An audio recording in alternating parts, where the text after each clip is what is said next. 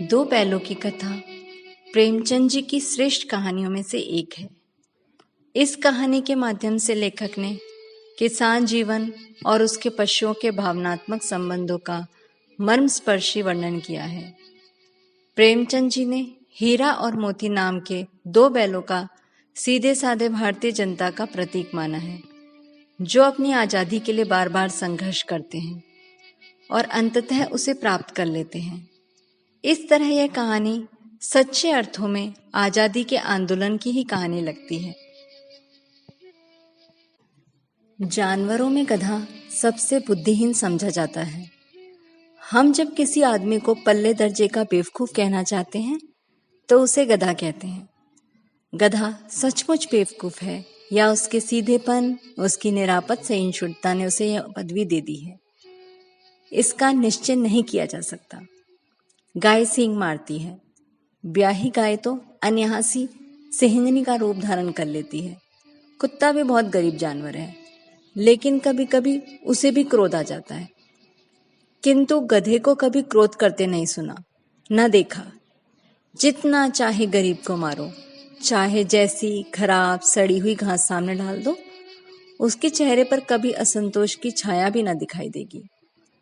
वैशाख में चाहे एक आध बार कुलेल कर लेता हो, पर हमने तो उसे कभी खुश होते नहीं देखा। उसके चेहरे पर एक स्थायी विषाद स्थायी रूप से छाया ही रहता है। सुख दुख, हानि लाभ, किसी भी दशा में उसे बदलते नहीं देखा। ऋषियों मुनियों के जितने भी गुण हैं, वह सभी उसमें प्रकाष्ठा तक पहुंच गए हैं, पर आदमी उसे बेवकूफ कहता है। सद्गुणों का इतना अनादर कहीं न देखा। कदाचित सीधापन संसार के लिए उपयुक्त नहीं है। देखिए ना, भारतवासियों की अफ्रीका में क्या दुर्दशा हो रही है। क्यों अमेरिका में उन्हें घुसने नहीं दिया जाता? बेचारे शराब भी नहीं पीते, 4 पैसे कुछ समय के लिए बचा कर रखते हैं, जी तोड़कर काम करते हैं, किसी से लड़ाई झगड़ा भी नहीं करते। 4 बातें सुनकर गम खा जाते हैं, फिर भी बदनाम है। कहा जाता है वे जीवन के आदर्श को नीचा करते हैं। अगर वे भी ईंट का जवाब पत्थर से देना सीख जाते तो शायद सभ्य कहलाने लगते। जापान की मिसाल सामने है। एक ही विजय ने उसे संसार की सभ्य जातियों में गण्य बना दिया। लेकिन गधे का एक छोटा भाई और भी है, उसे हम कम ही गधा कहते हैं, और वह है बैल। जिस अर्थ में हम गधे का प्रयोग करते हैं, कुछ उसी से मिलते जुलते अर्थ में बछिया के ताऊ का भी प्रयोग करते हैं। कुछ लोग बैल को शायद बेवकूफ़ों में सर्वश्रेष्ठ कहेंगे, मगर हमारा विचार ऐसा नहीं है। बैल कभी कभी मारता भी है, कभी कभी अड़ियल बैल भी देखने में आता है, और भी कई रीतियों से अपना असंतोष प्रकट कर देता है। अतएव उसका स्थान गधे से नीचा है। झूरी काछी के दोनों बैलों के नाम थे हीरा और मोती। दोनों पछाई जाति के थे, देखने में सुंदर, काम में चौकस, डील में ऊंचे। बहुत दिनों से साथ रहते रहते दोनों में भाईचारा हो गया था। दोनों आमने सामने या आसपास बैठे हुए एक दूसरे से मूक भाषा में विचार विनिमय करते थे। एक दूसरे के मन की बात कैसे समझ जाते थे, हम नहीं कह सकते। अवश्य ही उनमें कोई ऐसी गुप्त शक्ति थी जिससे जीवों में श्रेष्ठता का दावा करने वाला मनुष्य वंचित है। दोनों एक दूसरे को चाटकर या सूंघकर अपना प्रेम प्रकट करते। कभी कभी दोनों सींग भी मिला लिया करते थे, विग्रह के नाते से नहीं, केवल विनोद के भाव से, आत्मीयता के भाव से। जैसे दोस्तों में घनिष्ठता होती है, धौल धप्पा होने लगता है। इसके बिना दोस्ती कुछ फुसफुसी, कुछ हल्की सी रहती है, जिस पर ज्यादा विश्वास नहीं किया जा सकता। जिस वक्त ये दोनों बैल हल या गाड़ी में जोत दिए जाते और गर्दन हिला हिलाकर चलते, उस वक्त हर एक की यही चेष्टा होती थी कि ज्यादा से ज्यादा बोझ मेरी ही गर्दन पर रहे। दिन भर के बाद दोपहर या संध्या को दोनों खुलते तो एक दूसरे को चाट चूट कर अपनी थकान मिटा लेते। नान में खली भूसी पड़ जाने के बाद दोनों साथ उठते, साथ नान में मुंह डालते और साथ ही बैठते थे। एक मुंह हटा लेता तो दूसरा भी हटा लेता था। संयोग की बात है, झूरी ने एक बार दोनों बैलों को ससुराल भेज दिया। बैलों को क्या मालूम वे क्यों भेजे जा रहे हैं। समझे मालिक ने हमें बेच दिया। अपना यूं बेचा जाना उन्हें अच्छा लगा या बुरा कौन जाने, पर झूरी के साले को घर तक गायों को ले जाने में दांतों पसीना आ गया। पीछे से हाँकता तो दोनों दाएं बाएं भागते, पगहियां पकड़कर आगे से खींचता तो दोनों पीछे की ओर जोर लगाते, मारता तो दोनों सींग नीचे करके हुकारते। अगर ईश्वर ने उन्हें वाणी दी होती तो झूरी से पूछते, तुम हम गरीबों को क्यों निकाल रहे हो? हमने तो तुम्हारी सेवा करने में कोई कसर नहीं रखी। अगर इतनी मेहनत से काम न चलता था तो और काम लेते। हमें तो तुम्हारी चाकरी में ही मर जाना कबूल था। हमने कभी दाने चारे की भी शिकायत नहीं की। तुमने जो कुछ खिलाया वह सिर झुकाकर खा लिया। फिर तुमने हमें इस जालिम के हाथों क्यों बेच दिया? संध्या समय दोनों बैल अपने नए स्थान पर पहुंचे। दिन भर के भूखे थे, लेकिन जब नान में लगाए गए तो एक ने भी उसमें मुंह न डाला। दिल भारी हो रहा था। जिसे उन्होंने अपना घर समझ रखा था वह आज उनसे छूट गया था। यह नया घर, नया गांव, नए आदमी उन्हें बेगानों से लगते थे। दोनों ने अपनी मूक भाषा में सलाह की, एक दूसरे को कनखियों से देखा और लेट गए। जब गांव में सोता पड़ गया तो दोनों ने जोर मारकर पगहे तुड़ा लिए और घर की तरफ चले। पगहे बहुत मजबूत थे, अनुमान ना हो सकता था कि कोई बैल उन्हें तोड़ सकेगा। पर इन दोनों में इस समय दूनी शक्ति आ गई थी। एक ही झटके में रस्सियां टूट गई। झूरी प्रातः सोकर उठा तो देखा कि दोनों बैल चरनी पर खड़े हैं। दोनों ही गर्दनों में आधा आधा गराम लटका रखा है। घुटने तक पांव कीचड़ से भरे हैं और दोनों की आंखों में विद्रोह में स्नेह झलक रहा है। झूरी बैलों को देखकर स्नेह से गद हो गया, दौड़कर उन्हें गला लगा लिया। प्रेमालिंगन और चुंबन का यह दृश्य बड़ा ही मनोहर था। घर और गांव के लड़के जमा हो गए और तालियां बजा बजाकर उनका स्वागत करने लगे। गांव के इतिहास में यह घटना अभूतपूर्व न होने पर भी महत्वपूर्ण थी। बाल सभा ने निश्चय किया, दोनों पशु वीरों का अभिनंदन पत्र देना चाहिए। कोई अपने घर से रोटियां लाया, कोई गुड़, कोई चोकर, कोई भूसी। एक बालक ने कहा, ऐसे बैल किसी के पास न होंगे। दूसरे ने समर्थन किया, इतनी दूर से दोनों अकेले चले आए। तीसरा बोला, बैल नहीं है वे, उस जन्म के आदमी है। इसका प्रतिवाद करने का साहस किसी में ना हुआ। झूरी की स्त्री ने बैलों को द्वार पर देखा तो जल उठी, बोली, कैसे नमक हराम बैल हैं कि एक दिन भी वहां काम ना किया, भाग खड़े हुए। झूरी अपने बैलों का यह आक्षेप ना सुन सका। नमक हराम क्यों है? चारा दाना ना दिया होगा तो क्या करते? स्त्री ने रौब के साथ कहा, बस तुम ही तो बैलों को खिलाना जानते हो, और तो सब पानी पिला पिला कर रखते हैं। झूरी ने चिढ़ाया, चारा मिलता तो क्यों भागते? स्त्री चिड़ी, भागे इसलिए कि वे लोग तुम जैसे बुद्धुओं की तरह बैलों को सहलाते नहीं, खिलाते हैं तो रगड़कर जोतते भी हैं। ये दोनों ठहरे कामचोर भाग निकले। अब देखो कहाँ से खली और चोकर मिलता है। सूखे भूसे के सिवा कुछ न दूंगी, खाएं चाहे मरे। वही हुआ। मजूर को बड़ी ताकीद कर दी गई कि बैलों को खाली सूखा भूसा ही दिया जाए। बैलों ने नान में मुंह डाला तो सब फीका फीका, ना कोई चिकनाहट ना कोई रस। क्या खाएं? आशा भरी आंखों से द्वार की ओर ताकने लगे। झूरी ने मजूर से कहा, थोड़ी सी खली क्यों नहीं डाल देता वे? मालकिन मुझे मार ही डालेंगी।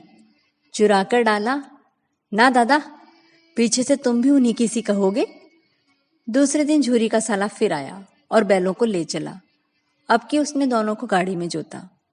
2-4 बार मोती ने गाड़ी को सड़क की खाई में गिराना चाहा, पर हीरा ने संभाल लिया। वह ज्यादा संवेदनशील था। संध्या समय घर पहुंचकर उसने दोनों को मोटी रस्सियों से बांधा और कल की शरारत का मजा चखाया। फिर वही सूखा भूसा डाल दिया। अपने दोनों बैलों को खली चुनी सब कुछ थी। दोनों बैलों का ऐसा अपमान कभी ना हुआ था। झूरी इन्हें फूल की छड़ी से भी ना छूता था। उसकी टिटकार पर दोनों उड़ान भरते थे। यह मार पड़ी। आहत सम्मान की व्यथा तो थी, उस पर मिला सूखा भूसा। नान की तरफ आंखें ना उठाई। दूसरे दिन गया ने बैलों को हल में जोता। पर इन दोनों ने जैसे पाँव न उठाने की कसम ही खा ली थी।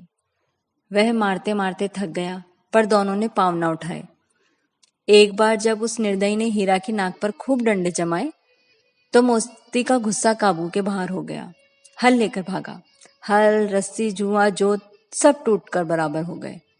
गले में बड़ी बड़ी रस्सियां ना होती तो दोनों पकड़ाई में ही ना आते। हीरा ने मूंग भाषा में कहा, भागना व्यर्थ है। मोती ने उत्तर दिया, तुम्हारी तो इसने जान ही ले ली थी, अब की बड़ी मार पड़ेगी। पढ़ने दो, बैल का जन्म लिया है तो मार से कहाँ तक बचेंगे। गया 2 आदमियों के साथ दौड़ा आ रहा था। दोनों के हाथों में ही लाठियां थी। मोती बोला, कहो तो दिखा दूं कुछ मजा, मैं भी लाठी लेकर आ रहा है। हीरा ने समझाया, नहीं भाई, खड़े हो जाओ, मुझे मारेगा तो मैं भी 1-2 को गिरा दूंगा। नहीं, हमारी जाति का यह धर्म नहीं है। मोती दिल में अटकर रह गया।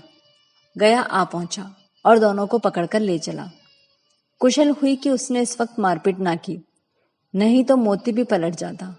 उसके तेवर देखकर गया और उसके सहायक भी समझ गए कि इस वक्त टाल जाना ही मसलहत है। आज भी दोनों के सामने वही सूखा भूसा लाया गया। दोनों चुपचाप खड़े रहे। घर के लोग भोजन करने लगे। उस वक्त छोटी सी लड़की 2 रोटियां लिए निकली और दोनों के मुंह में देकर चली गई।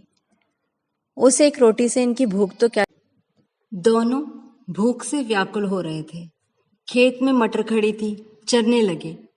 रह रहकर आहट भी लेते रहे, कोई आता तो नहीं है। जब पेट भर गया, दोनों ने आजादी का अनुभव किया तो मस्त होकर उछलने कूदने लगे। पहले दोनों ने ढकाल ली, फिर सींग मिलाए और एक दूसरे को ठेकने लगे। मोती ने हीरा को कई कदम पीछे हटा दिया, यहां तक कि वह खाई में गिर गया। तब उसे भी क्रोध आ गया, संभल कर उठा और मोती से भिड़ गया। मोती ने देखा कि खेल में झगड़ा हुआ जाता है तो किनारे हट गया।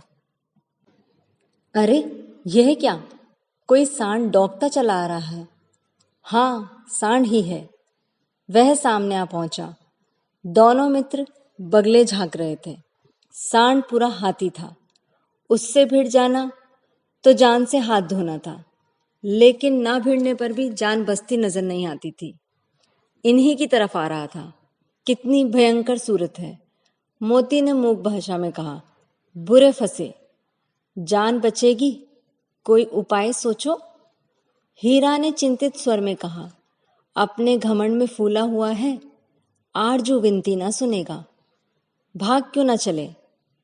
भागना कायरता है। तो फिर यही मरो। बंदा तो 9-2-11 होता है, और जो दौड़ाए तो फिर कोई उपाय सोचो जल्द। उपाय यह है कि उस पर दोनों जने एक साथ चोट करें। मैं आगे से रगेदता हूं, तुम पीछे से रगेदो। दोहरी मार पड़ेगी तो भाग खड़ा होगा। मेरी ओर झपटे, तुम बगल से उसके पेट में सींग घुसेड़ देना। जान जोखिम में है, पर दूसरा उपाय नहीं है। दोनों मित्र जान हथेली पर लेकर लपके। सांड को भी संगठित शत्रुओं से लड़ने का कोई तजुर्बा ना था। वह तो केवल एक शत्रु से मल्लयुद्ध करने का आदी था। ज्यों ही हीरा पर झपटा, मोती ने पीछे से दौड़ाया। सांड उसकी तरफ मुड़ा तो हीरा ने रगेदा। सांड चाहता था कि एक एक करके दोनों को गिरा दे, पर ये दोनों भी उस्ताद थे, उसे वह अवसर ही ना देते थे। एक बार सांड झल्लाकर हीरा का अंत कर देने के लिए चला कि मोती ने बगल से आकर उसके पेट में सींग भोंक दिया। सांड क्रोध में आकर पीछे फिरा तो हीरा ने दूसरे पहलू से सींग चुभो दिए। आखिर बेचारा जख्मी होकर भागा और दोनों मित्रों ने उसका दूर तक पीछा किया, यहां तक कि सांड बेदम होकर गिर पड़ा। तब दोनों ने उसे छोड़ दिया। दोनों मित्र जीत के नशे में झूमते चले जाते थे। मोती ने सांकेतिक भाषा में कहा, मेरा तो जी चाहता था कि बच्चे को मार ही डालूं। हीरा ने तिरस्कार किया। गिरे हुए बैरी पर सींग न चलाना चाहिए, यह सब ढोंग है। बैरी को तो ऐसा मानना चाहिए कि फिर ना उठे। अब घर कैसे पहुंचेंगे वह सोचो, पहले कुछ खा ले तो सोचें। सामने मटर का खेत था। मोती उसमें घुस गया। हीरा मना करता रहा, पर उसने एक ना सुनी। अभी 2 ही 4 ग्रास खाए थे कि आदमी लाठियां लिए हुए दौड़ पड़े और दोनों मित्रों को घेर लिया। हीरा तो मेड़ पर था, निकल गया। मोती सींचे हुए खेत में था। उसके खुर कीचड़ में धंसने लगे। न भाग सका, पकड़ लिया गया। हीरा ने देखा संगी संकट में है तो लौट पड़ा। फंसेंगे तो दोनों फंसेंगे। रखवालों ने उसे भी पकड़ लिया। प्रातःकाल दोनों मित्र कांजी हौस में बंद कर दिए गए। दोनों मित्रों को जीवन में पहली बार ऐसा साबिका पड़ा था कि सारा दिन बीत गया और खाने को एक तिनका ना मिला। समझ में ना आता था यह कैसा स्वामी है। इससे तो गया फिर भी अच्छा था। यहाँ कई भैंसें थी, कई बकरियां, कई घोड़े, कई गधे, पर किसी के भी सामने चारा ना था। सब जमीन पर मुर्दों की तरह पड़े थे। कई तो इतने कमजोर हो गए थे कि खड़े भी ना हो सकते थे।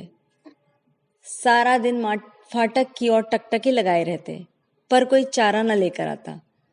तब दोनों ने दीवार की नमकीन मिट्टी चाटनी शुरू कर दी, पर इससे क्या तृप्ति होती। रात को भी जब कुछ भोजन न मिला तो हीरा के दिल में विद्रोह की ज्वाला दहक उठी। मोती से बोला, अब नहीं रहा जाता मोती। मोती ने सिर लटकाए हुए जवाब दिया, मुझे तो मालूम होता है कि प्राण ही निकल रहे हैं। आओ दीवार तोड़ डालें। मुझसे तो अब कुछ नहीं होगा। बस इसी बुत पर अकड़ते थे, सारी अकड़ निकल गई। बाड़े की दीवार कच्ची थी, हीरा मजबूत तो था ही। अपने नुकीले सींगों को दीवार में गड़ा दिया और जोर मारा तो मिट्टी का एक चिप्पड़ निकल आया। फिर तो उसका साहस बढ़ा। उसने दौड़ दौड़ कर दीवार पर चोटें की और हर चोट में थोड़ी थोड़ी मिट्टी गिराने लगा। उसी समय कांजी हौस का चौकीदार लालटेन लेकर जानवरों की हाजिरी लेने आ निकला। हीरा का उद्गम देखकर उसे कई डंडे रसीद किए और मोटी सी रस्सी से बांध दिया। मोती ने पड़े पड़े कहा, आखिर मार खाई, क्या मिला? अपने बूथे बरखा तो जोर मार दिया। ऐसा जोर मारना किस काम का कि और बंधन में पड़ गए। जोर तो मारता जाऊंगा, चाहे कितने ही बंधन बढ़ते जाएं। जान से हाथ धोना पड़ेगा, कुछ परवाह नहीं, यूं भी तो मरना ही है। सोचो, दीवार खुद जाती तो कितनी जानें बच जाती। इतने भाई यहाँ बंद हैं, किसी की भी देह में जान नहीं। 2-4 दिन यही हाल रहा तो भूखे मर जाएंगे। हाँ, यह बात तो है। अच्छा तो ला, फिर मैं भी जोर लगाता हूँ। मोती ने भी दीवार में सींग मारा। थोड़ी सी मिट्टी गिरी और फिर हिम्मत बढ़ी। फिर तो वह दीवार में सींग लगाकर इस तरह जोर लगाने लगा मानो किसी प्रतिद्वंदी से लड़ रहा है। आखिर कोई 2 घंटे की आजमाइश के बाद दीवार ऊपर से लगभग 1 हाथ गिर गई। उसने दूनी शक्ति से दूसरा धक्का मारा तो आधी दीवार गिर गई। दीवार का गिरना था कि अधभरे से पड़े हुए सभी जानवर चेत उठे। तीनों घोड़ियां सरपट भाग निकली, फिर बकरियां निकली, इसके बाद भैंसें भी खिसक ली, पर गधे अभी भी ज्यों के त्यों खड़े थे। हीरा ने पूछा, तुम दोनों क्यों नहीं भाग जाते? एक गधे ने कहा, जो कहीं फिर से पकड़ लिए जाए तो क्या हर्ज है, अभी तो भागने का अवसर है। हमें तो डर लगता है, हम यहीं पड़े रहेंगे। आधी रात से ऊपर जा गुजरी थी। दोनों गधे अभी तक खड़े सोच रहे थे कि भागे या ना भागे, और मोती अपने मित्र की रस्सी तोड़ने में लगा हुआ था। जब वह हार गया तो हीरा ने कहा, तुम जाओ, मुझे यहीं पड़ा रहने दो, शायद कहीं भेंट हो जाए। मोती ने आंखों में आंसू लाकर कहा, तुम मुझे इतना स्वार्थी समझते हो? हीरा, हम और तुम इतने दिनों एक साथ रहे, आज तुम विपत्ति में पड़ गए हो तो मैं तुम्हें छोड़कर अलग हो जाऊं? हीरा ने कहा, बहुत मार पड़ेगी, लोग समझ जाएंगे यह तुम्हारी शरारत है। मोती ने गर्व से कहा, जिस अपराध के लिए तुम्हारे गले में यह बंधन पड़ा, उसके लिए अगर मुझे मार पड़े तो क्या चिंता। इतना तो हो ही गया कि 9-10 प्राणियों की जान बच गई, वे सब तो हमें आशीर्वाद देंगे। यह कहते कहते मोती ने दोनों गधों को सींगों से मार मार कर बाड़े से बाहर निकाला और तब अपने बंधु के पास आकर सोया रहा। भोर होते ही मुंशी और चौकीदार तथा अन्य कर्मचारियों में कैसी खलबली मची, यह बोलने की जरूरत नहीं। बस इतना ही काफी है कि मोती की खूब मरम्मत हुई और उसे भी मोटी रस्सियों से बांध दिया गया। 1 सप्ताह तक दोनों मित्र वहां बंधे पड़े रहे। किसी ने चारे का एक तृण भी न डाला। हाँ, एक बार पानी दिखा दिया जाता था, यही उनका आधार था। दोनों इतने दुर्बल हो गए थे कि उठा भी न जाता था। ठठरियां निकल आई थी। एक दिन बाड़े के सामने डुगडुगी बजने लगी और दोपहर होते होते वहां 50-60 आदमी जमा हो गए। तब दोनों मित्रों को निकाला गया और लोग आकर उनकी सूरत देखते और मन फीका करके चले जाते। ऐसे मृतक बैलों का कौन खरीदार होता। सहसा एक दड़ियल आदमी, जिसकी आंखें लाल थी और मुद्रा अत्यंत कठोर, आया और दोनों मित्र के कूलों में उंगली गोदकर मुंशी जी से बातें करने लगा। चेहरा देखकर अंतर्ज्ञान से दोनों मित्रों का दिल कांप उठा। वह क्यों है और क्या टटोल रहा है, वह इस विषय में उन्हें कोई संदेह न हुआ। दोनों ने एक दूसरे को भीत नेत्रों से देखा और सिर झुका लिया। हीरा ने कहा, गया के घर से नाहक भागे, अब तो जान ना बचेगी। मोती ने अश्रद्धा के भाव से उत्तर दिया, कहते हैं भगवान सबके ऊपर दया करते हैं, उन्हें हमारे ऊपर दया क्यों नहीं आती। भगवान के लिए हमारा जीना मरना दोनों बराबर है। चलो अच्छा ही है, कुछ दिन उसके पास तो रहेंगे। एक बार उस भगवान ने उस लड़की के रूप में हमें बचाया था, क्या अब ना बचाएंगे। यह आदमी छुरी चलाएगा, देख लेना। तो क्या चिंता है, मांस खाल सींग हड्डी सब किसी ना किसी के काम आ जाएगा। नीलाम हो जाने के बाद दोनों मित्र उस दड़ियल के साथ चले। दोनों की बोटी बोटी कांप रही थी। बेचारे पांव तक ना उठा सकते थे, पर भय के मारे गिरते पड़ते भागे जाते थे, क्योंकि वह जरा सी चाल धीमी होते ही डंडा जमा देता था। राह में गाय और बैलों का एक रेवड़ हरे भरे हार में चढ़ता हुआ नजर आया। सभी जानवर प्रसन्न थे, चिकने चपल। कोई उछलता था, कोई आनंद से बैठा पागुर करता था। कितना सुखी जीवन था इनका, पर कितने स्वार्थी हैं। किसी को चिंता नहीं कि उनके 2 भाई पथिक के हाथ कैसे पड़े दुखी हैं। सहसा दोनों को मालूम हुआ कि परिचित रहा है। हाँ, इसी रास्ते से गया उन्हें ले गया था। वही खेत, वही बाग, वही गांव मिलने लगे। प्रतिक्षण उनकी चाल तेज होने लगी। सारी थकान, सारी दुर्बलता गायब हो गई। आह, यह लो, अपना ही हार आ गया। इसी कुएं पर हम पुर चलाने आया करते थे। यही कुआं है, मोती ने कहा। हमारा घर नजदीक आ गया है। हीरा बोला, भगवान की दया है, मैं तो अब घर भागता हूँ। यह जाने देगा, इसे मैं मार गिराता हूँ। नहीं नहीं, दौड़कर थान पर चलो, वहां से आगे हम न जाएंगे। दोनों उन्मत्त होकर बछड़ों की भांति कुलेले करते हुए घर की ओर दौड़े। वह हमारा थान है। दोनों दौड़कर अपने थान पर आ गए और खड़े हो गए। दड़ियल भी पीछे पीछे दौड़ा चला आता था। झूरी द्वार पर बैठा धूप खा रहा था। बैलों को देखते ही दौड़ा और उन्हें बारी बारी से गले लगाने लगा। मित्रों की आंखों से आनंद के आंसू बहने लगे। एक झूरी का हाथ चाट रहा था। दड़ियल ने जाकर बैलों की रस्सियां पकड़ ली। झूरी ने कहा, मेरे बैल हैं। तुम्हारे बैल कैसे हैं? मैं मवेशी खाने से नीलाम किए लिए आता हूं। मैं तो समझता हूं चुराए लिए जाते हो। चुपके से चले जाओ, मेरे बैल हैं, मैं बेचूंगा तो बिकेंगे। किसी को मेरे बैल नीलाम करने का अधिकार नहीं। जाकर थाने में रपट कर दूंगा। मेरे बैल हैं, इसका सबूत यह है कि ये मेरे द्वार पर खड़े हैं। दड़ियल झल्लाकर बैलों को जबरदस्ती पकड़ ले जाने के लिए बढ़ा। उसी वक्त मोती ने सींग चलाया। दड़ियल पीछे हटा। मोती ने पीछा किया। दड़ियल भागा। मोती पीछे दौड़ पड़ा। गांव के बाहर निकल जाने पर ही वह रुका, पर खड़ा दड़ियल का रास्ता वह देख रहा था।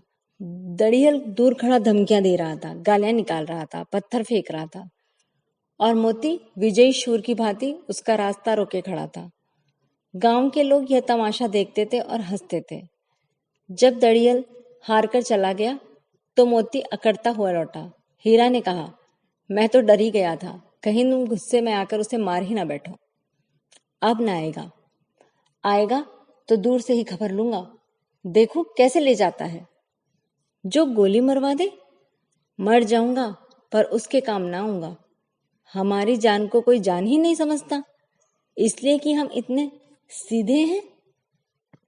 जरा सी देर में नांदों में खली, भूसी, चोकर और धाना भर दिया गया। दोनों मित्र खाने लगे। झोरी खड़ा दोनों को सहला रहा था, वह उनसे लिपट गया। इतने में भीतर से झोरी की पत्नी भी दौड़ी दौड़ी आई। उसने भी आकर दोनों बैलों के माथे चूम लिए। धन्यवाद।